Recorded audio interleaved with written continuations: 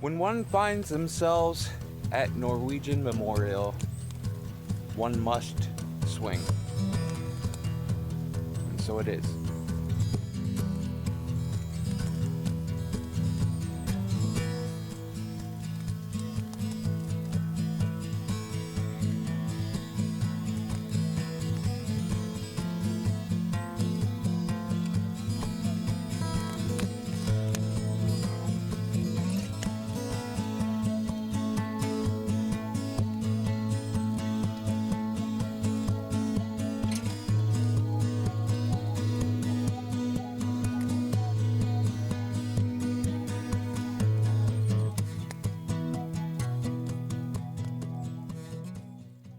What's up, Buttercups?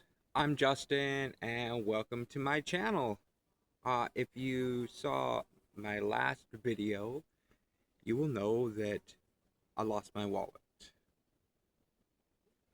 Now, when I was planning these Washington videos, my intention was to make it into a saga because I was just going to be spending a lot of time in Washington between my road trip with Amanda and hiking the Pacific Northwest Trail, which I am currently doing. About the wallet. I lost my wallet before I got on trail. Either dropped it when I was transferring buses. I took like 4 different buses to get here. Or I left it on the bus. Once I realized that I didn't have my wallet, I got pretty stressed out, tons of anxiety, and there was nothing that I could do about it that night. Also, because I'm starting the trip in the national park, I'm on a pretty tight schedule as far as permits go. So, I considered going back into town on Tuesday and trying to track it down or see, but that I wouldn't have been able to make my permit. So I just decided I didn't need my wallet yet. I will eventually. But I just decided, okay, well, I'm just going to do this first week. I have the permit and the reservations for camps, and so just enjoy the coast, enjoy the hike, and then today is Saturday, so I'll go back into town on Monday and see what happens. But today is day 5. I've been on trail for 5 days, and a lot has happened, so I thought I would share a bit about how it's going so far. So day one was it was a bit stressful still. I was still had a lot of anxiety about the wallet thing, and I was, down on myself about being dumb, doing something stupid like that. But you know, I mean, it's not that I'm dumb. It's just it happens. It happens. So, and that first day was just a road walk in the forest on gravel, so there wasn't really much in the way of like sights or anything or views, but it did give me a chance to just relax and get some miles in. And it ended up being a pretty nice day. Um, it did start raining that night, overnight, and much of the next day, which is like expected. I mean, I'm in the rainforest, so I expected there to be rain. It wasn't a lot of rain, it was just pretty much drizzling all night and all morning. Um, and then I only had about like 7 or 8 miles on the road to the beach, and so that went by pretty quick. And as soon as I got onto the beach, the clouds parted and the sun came out, and it was quite beautiful. And the cool thing about the Olympic National Park, as far as the Wilderness Coast section is it's pretty wild. There's a lot of like headlands and points that you can get around sometimes at low tide. Other times you have to go up and over, and there's to get up and over the heads. There are sometimes ladders, and sometimes it's just a rope. Sometimes there's a trail, sort of like maybe some switchbacks, um, but it's really quite technical and different than what I'm used to. Is a lot of like core work and a lot of like upper body stuff that I'm not really used to. But it was fun, especially with heavy backpack. Uh, so as far as my second day, once I got to the coast or to the beach, it was a little bit of a walk on the beach on some rocks, and then up a ladder onto a headland, and a pretty decent hike over the headland. There was a lot of blowdown, so it was really slow going and still quite technical and a lot of work.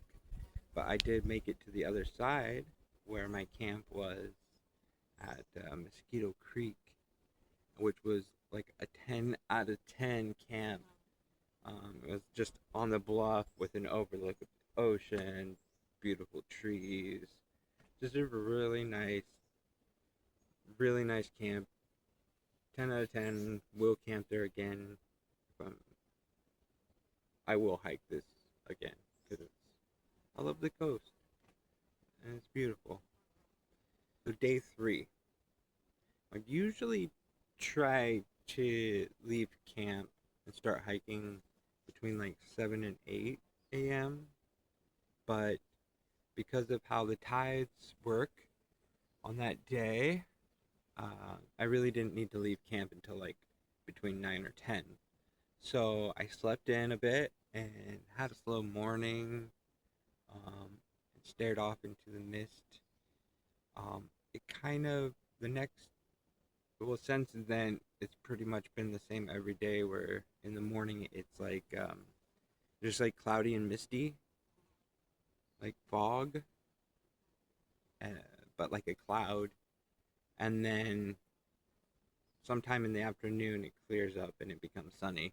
Um, it's kind of nice. Um, that was cool. So from Mosquito Creek, um, it was about 10 miles to Third Beach. Usually 10 miles isn't that big of a deal, but again, we're rock hopping for distances and then hiking on the beach and then climbing ladders and ropes to get up ahead or climbing down. The actual climbing down the ladders and ropes is way more sketchy than going up. I don't know if it's easier or harder, but it's definitely scarier. But I made it to Third Beach, no problem. Um, nice evening. Got up early on day 4 because between Third Beach and Rialto Beach, there's a river, and you have to go around inland. So it's like ended up being from the beach, from Third Beach to Rialto Beach. I think it was like 10 miles ish. Most of that's like on paved roads, so it was a lot of like dodging cars. But I left early intentionally to have less traffic, and it wasn't too bad. But I made it to Rialto Beach, and then so I guess this is yesterday, and I got to Rialto Beach around noon, and that was 10 miles, and then it was another 10 miles to where I'm camped now. This is Norwegian Memorial, and uh, that section was quite difficult because I had already walked 10 miles on pavement and had already walked like almost 40 miles to that point. Heavy backpack. I was pretty tired, and again, it was a lot of up and down, um, but mostly the hardest part was it was just a lot of rocks. So like I could get around the points, but it was still all on rocks, and so I would just hop up, down, hop up, climb. It was a lot of like jungle gym stuff, but I did finally make it to Norwegian Beach or whatever, Norwegian Memorial, and it's a nice area. I liked it. I liked it a lot. Um, I set up camp, and I paid for 2 nights there. So today, um, I'm on a side quest up into the forest, and I'm about to head back down to my camp at the beach. And yeah, so uh, I guess I'll finish off by saying that I guess tune in next week as the saga continues and find out if I'm staying in Washington or am I going back to Oregon. Because if my wallet is just in a lost and found and I can go pick it up, then I can just continue on my trek, no problem. We'll just pretend like it never happened. But if it's just gone, then I got to go back to Portland and get a new ID, and then figure out what I'm gonna do with the summer from there.